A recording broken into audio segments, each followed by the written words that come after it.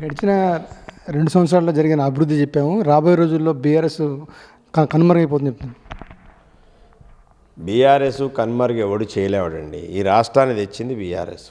తెలంగాణ రాష్ట్రం కోసం పుట్టిన పార్టీ బీఆర్ఎస్. తెలంగాణ ఉద్యమం చేసి నాయకత్వం వహించింది బీఆర్ఎస్. తెలంగాణ రాష్ట్రాన్ని తీసుకొచ్చింది బీఆర్ఎస్. తెలంగాణ నయ్యన్నలతో అందరితో జై అని అనిపించింది కేసీఆర్ గారు. అన్ని పార్టీల ఎజెండాను తెలంగాణ చేసింది కేసీఆర్. తెలంగాణను తీసుకొచ్చిన తర్వాత ఈ రాష్ట్రంలో కరువు అనేది లేకుండా చేసింది కేసీఆర్ గారు. వచ్చిరాని కరెంటు లేకపోతే 24 గంటల కరెంటు తెచ్చింది కేసీఆర్. 24 గంటల నీళ్లు అందుబాటులో తెచ్చింది కేసీఆర్. ఇవాళ బ్రహ్మాండంగా ప్రపంచమే అబ్బురపరిచే విధంగా కట్టిన సెక్రటేరియట్ కట్టినది కేసీఆర్ గారు. అదే సెక్రటేరియట్లో కూర్చొని ఇలా పరిపాలన చేస్తుంది కాంగ్రెస్ పార్టీ. ఇవాళ బ్రహ్మాండంగా కలెక్టరేట్ కట్టింది కేసీఆర్. ఇవాళ మీకు కమిషనరేట్లు కట్టింది కేసీఆర్. ఇవాళ ఆడబిడ్డలకి ఇలా పెళ్ళి అయితే ₹1,00,000 అనే స్కీమ్ పెట్టింది కేసీఆర్. ₹200 ఉన్న పెన్షన్ 2,000 చేసింది కేసీఆర్. ప్రపంచంలో ఎవరు చేయనటువంటి రైతులకి అమెరికా, లండన్, ఆస్ట్రేలియా, బ్రిటన్లో ఎక్కడ కూడా రైతులకు ఇవ్వనట్టు రైతు బంధు ఇస్తున్నటువంటిది కేసీఆర్ ప్రభుత్వం పెట్టినటువంటిది. రైతు చనిపోతే రైతు బీమా ఇచ్చింది కేసీఆర్ ప్రభుత్వం. ఆడబిడ్డలు ఇలా పురిటి నొప్పులతో బాధపడతా ఉంటే వాళ్ళకి న్యూట్రిషన్ కిట్లు ఇచ్చింది. వాళ్ళ పిల్లలు పుడితే మగపిల్లవాడు పుడితే 11,000, ఆడపిల్ల పుడితే 13,000 ఇచ్చింది కేసీఆర్. ఏ తల్లిదండ్రులకు కూడా కూతురు కొడుకులు కూడా కళ్ళు చూపించకపోతే ఇవాళ కేసీఆర్ గారు కళ్ళ పరీక్షలు చేయించి కళ్ళజోళ్ళు ఇచ్చింది కేసీఆర్ గారు. ఏం చేయాలండి కేసీఆర్? నువ్వేం చేశావు? Any signature scheme invented by KCR only. Revanth Reddy ఏమి చేయలేదు. ఇవాళ నువ్వు మోసం చేశావు. కేసీఆర్ ₹1,00,000 ఇస్తా అంటే దానికి తులం బంగారం ఇచ్చి నేను మా ఆడబిడ్డలకు ఇస్తా అని చెప్పినావు. ఈ రాష్ట్రంలో 98,000 పెళ్లిళ్ళు అయినాయి ఇప్పటివరకు. ఈ 2 సంవత్సరాలు 98,000 తులాల బంగారం బాకీ పడ్డది రేవంత్ రెడ్డి గవర్నమెంటు. ₹2,000 కేసీఆర్ గారు ఇస్తా, 4,000 ఇస్తా, ఇంట్లో ఉన్న ఇద్దరు అవ్వాతాతలకు ఇస్తా అని చెప్పింది రేవంత్ రెడ్డి. మోసం చేసింది రేవంత్ రెడ్డి. ఇవాళ కేసీఆర్ 12,000 ₹10,000 రైతు బంధు ఇస్తాడు, నేను 15,000 ఇస్తా అని చెప్పి మోసం చేసింది కేసీఆర్. ఇలా పత్తి రైతులు ఇలా అగమ్య గోచరంగా ఉన్నారు. 8,000 మద్దతు ధర ప్రకటిస్తే 5,000కి అమ్ముకుంటారు. వాళ్ళ మోసం చేసింది రేవంత్ రెడ్డి. గడిచిన 10 ఏళ్ళలో అభివృద్ధి జరిగి ఉంటే మొన్న జరిగిన జూబ్లీహిల్స్ ఎందుకు ఓటమి పాలైందంటే ఏం చెప్తారు? జూబ్లీహిల్స్లో కాంగ్రెస్ బీఆర్ఎస్ పోటీ పడలేదండి. BRS versus Congress, MIM, Telugu Desam, BJP 4 పార్టీలు జట్టుగట్టి బీఆర్ఎస్ పార్టీ మీదకి వచ్చినాయి. మరి ఎంఐఎం అంతకుముందు ప్రతిసారి ఎన్నికల్లో సపరేట్గా పోటీ చేసింది. మొన్న ఎందుకు చేయలేదు? తెలుగుదేశం పార్టీ ఎందుకు సపోర్ట్ చేశారు? వాళ్ళు బీజేపీకి మద్దతుని ప్రకటించడం కూడా తెలుగుదేశం పార్టీ జెండాలు పట్టుకొని కాంగ్రెస్ సపోర్ట్ చేసినారు. బీజేపీలో ఉన్నటువంటి ఒక వర్గం, బండి సంజయ్ వర్గం, వీళ్ళంతా ఎందుకు కాంగ్రెస్ సపోర్ట్ చేశారు? అదిగాక విచ్చలవిడిగా డబ్బులు పంచారు. ₹2,500 చీరలు, కుక్కర్లు, దౌర్జన్యం, పోలీసు ఉంటుందా? ఇప్పుడు ప్రభుత్వం ఏం మంచలేదా? బీఆర్ఎస్ ప్రభుత్వం ఏం పని చేయలేదా? ఏమంటారు? బీఆర్ఎస్ ప్రభుత్వం ఏం మంచలేదు, అక్కడ ఏం మంచలేదు, ఏం చేయలేదు. మేము ఎన్నికలకు ఇప్పుడు 8వ తారీఖు 7వ తారీఖు దాకా బీఆర్ఎస్ గెలుస్తుందని మీ మీడియానేగా చెప్పింది, మీరేగా అందరూ చెప్పింది. బీఆర్ఎస్కి ఎడ్జ్ ఉంది, బీఆర్ఎస్ ముందంజలో ఉంది. మరి 8, 9, 10 ఏం జరిగింది? ఏం మార్పు జరిగింది? మీరు చెప్పాలి. అంటే సోషల్ మీడియాలో వచ్చిన ట్రోలే కదా బీఆర్ఎస్ గెలుస్తుంది. మీడియా ట్రోల్ కాదు, అన్ని ఛానల్ చెప్పింది. నేను ఒక్కనే చెప్పడం, నీ ఛానల్ కాదు, అన్ని ఛానల్ చెప్పారు. మేము చెప్పడం కాదు కదా, అన్ని సర్వేలు చెప్పినాయి. బీఆర్ఎస్ అభ్యర్థి గెలవబోతుందని చెప్పారు. మరి 3 రోజులు ఎందుకు మారిపోయింది? 3 రోజులు ఏమైనా అద్భుతం జరిగిందా? జరగలే కదా. అందుకోసం తప్పు, అన్ని రకాల ప్రయోగాలు చేశారు. అందుకోసం ఏదో జూబ్లీహిల్స్ ఎన్నిక ఓడిపోవటం అనగానే జూబ్లీహిల్సే ఉంది. మేము ఉన్నప్పుడు కూడా, మేము అధికారంలో ఉన్నప్పుడు కూడా మేము అన్ని గెలిచాం. హుజూర్నగర్ గెలిచాము, పాలేరు గెలిచాము, అన్నీ చాలా వరకు గెలిచాము, కొన్ని ఓడిపోయాము. అందుకోసం అధిక క్రైటీరియా కాదు కదా. రెండు ఎప్పుడైనా కానీ గెలిపోవటంలోనే సహజం. 10 సంవత్సరాల అధికారంలో ఉన్నాం. ప్రజలకు కూడా అనిపించింది, ఓహో ఎంఐఎం కేసీఆర్ వస్తే మళ్ళీ వస్తాయి కదా స్కీములు, రేవంత్ రెడ్డి వస్తే ఎక్కువ ఇస్తారనుకున్నారు. ఇప్పుడు అర్థమవుతుంది కదా జనానికి. మీరు ఊళ్ళలో పోయి అడగండి, మీరు చెప్పిరా. పదే ఖమ్మం జిల్లాలో 3 మంత్రులు కాదు, ఇప్పుడు 4 మంత్రులు అంటారు. దేనికి? 3 మంత్రులు లేదండి, 5 మంత్రులు ఉన్నారు. ఎలా? 3 రాజ్యాంగమే ప్రమాణం చేసిండ్రు, 2 రాజ్యాంగానికి వ్యతిరేకంగా పనిచేస్తున్నారు. అది ఓపెన్ అందరికీ తెలుసు కదా. అది మీకు కావాలంటే మేము ఫోటోలు చూపిస్తా. పోలీసు వాళ్ళందరూ సిపితో సహా నిలబడ్డాడు. వాళ్ళు మంత్రే కాదు, ఆయన కుర్చీలో కూర్చోబెట్టారు. పోలీసు వాళ్ళు నిలబడ్డారు, సిపి డిఏసిపీలు అందరూ నిలబడ్డారు.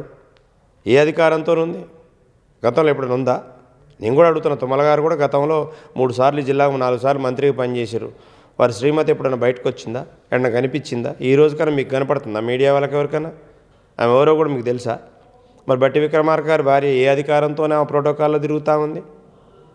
ఏ హోదాతో తిరుగుతుంది అంటున్నా? ఏముందని ప్రోటోకాల్ ఇచ్చారు అంటున్నా? ఆమె Z+ కేటగిరీలో ఉందా ఏమన్నా? ఎందుకు ఇస్తున్నారు? దేనికి ఇస్తున్నారు? దీని ప్రత్యామ్నాయం బీఆర్ఎస్ ఎలా ఎదుర్కొంటుంది రాబోయే రోజుల్లో? రాబోయే రోజులు ప్రజలు నిర్ణయిస్తారండి. 100% ప్రజలందరికీ అర్థమవుతుంది.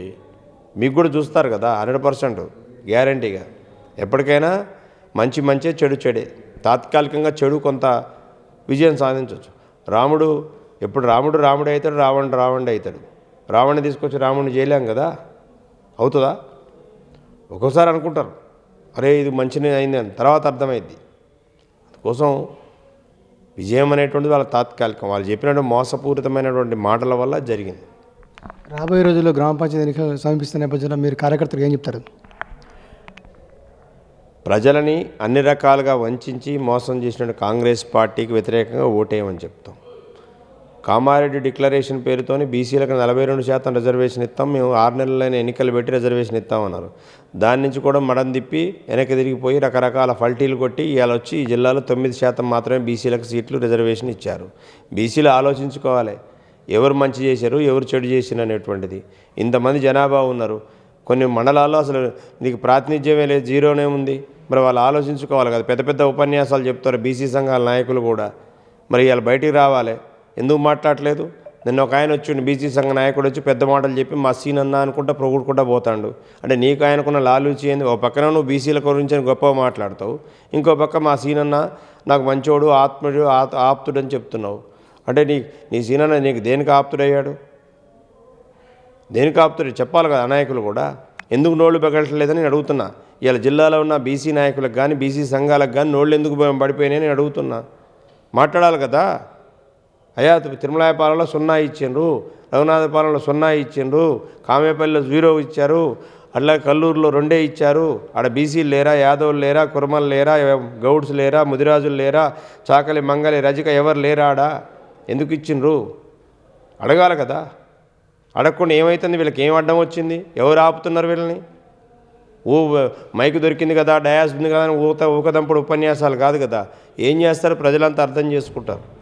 అందుకోసం ఖచ్చితంగా ప్రజలందరికీ విజ్ఞప్తి, ఈ కాంగ్రెస్ ప్రభుత్వం చేసినటువంటి ఇప్పటి వరకు ప్రజల్ని మోసం చేసి వంచినటువంటి విధానాలకు వ్యతిరేకంగా మీరు ఓటేయమని మేము కోరుతాం. బీసీ రిజర్వేషన్ సంబంధించి చూసినట్టయితే ఇద్దామని కాంగ్రెస్ ప్రభుత్వం అనుకున్న సరే బీఆర్ఎస్ బీజేపీ అడ్డుదలుతుంటారు. బీఆర్ఎస్ ఇక్కడ లేదు, ఢిల్లీలో లేదు. మేము ఎట్లా అడ్డమవుతామండి? వాడు ఉంది ఢిల్లీలో బీజేపీ వాడు, ఇక్కడ ఉంది కాంగ్రెస్ వాడు, ఇద్దరు కలిసి చోటాబాయ్ బడాబాయ్ రాజకీయాలు చేసుకుంటున్నారు. వీరికి నిజంగా సిగ్గుంటే ఈ ప్రభుత్వం నువ్వు డెడికేషన్ కమిషన్ వేశారు కదా, బీసీ కమిషన్ చైర్మన్ ఎవరు? నిరంజన్ గారే, కాంగ్రెస్ పార్టీ ఆయనే కదా. ఏం స్టేట్మెంట్ ఇచ్చిండన్నా? ఈ ప్రభుత్వానికి సిగ్గు లేదు, ప్రభుత్వం వంచిందని నువ్వు వేసిన కమిషన్ చైర్మనే నేను తిడతా ఉండు. ఇక దీనికి క్రెడిబిలిటీ ఎక్కడి నుంచి ఉంది? నువ్వు బండి సంజయ్ను రేవంత్ రెడ్డి బాయ్ కదా. మరి ఈయన కేంద్ర మంత్రి, ఈయన రాష్ట్ర ముఖ్యమంత్రి. మీకు సిగ్గుంటే నిజంగానే మీరంతా ఒక ఆకి కార్యాచరణ తీసుకొని ఢిల్లీ పోండి, ప్రెజర్ చేయండి. పార్లమెంట్లో ఎందుకు కూడా పెట్టలేదు? సిగ్గు లేదా? 17 మంది ఎంపీలు ఉన్నారు, ఏ రోజైనా మాట్లాడారు బీసీ రిజర్వేషన్ల మీద? బండి సంజయ్ మాట్లాడితే హిందూ, ముస్లిం, క్రిస్టియన్ మాట్లాడతాడు. నీ సిగ్గుండాలి కదా. ఈ రాష్ట్రం నువ్వు బీసీ నుంచే ప్రాతినిధ్యం వహించావు కదా, బీసీ అనే కదా నేను ఎంపీ చేసింది. ఎందుకు మాట్లాడవు? నీ స్వార్థం కోసం మాట్లాడవు. జూబ్లీహిల్స్ ఎన్నికల కొత్త 3 రోజుల ముందు వచ్చేసేసి హిందువులు అయితే హిందూ పార్టీకే ఓటేయండి, ముస్లిమ్స్ అయితే కాంగ్రెస్కి వేసుకోండి నువ్వు చెప్తావు. అంటే ఎవడు చెప్పి నీకు? రేవంత్ రెడ్డి రాత్రిపూట ఫోన్ చేసి చెప్తే నువ్వు చెప్తావు, అంతే కదా. ఇవన్నీ చిల్లర రాజకీయాలండి.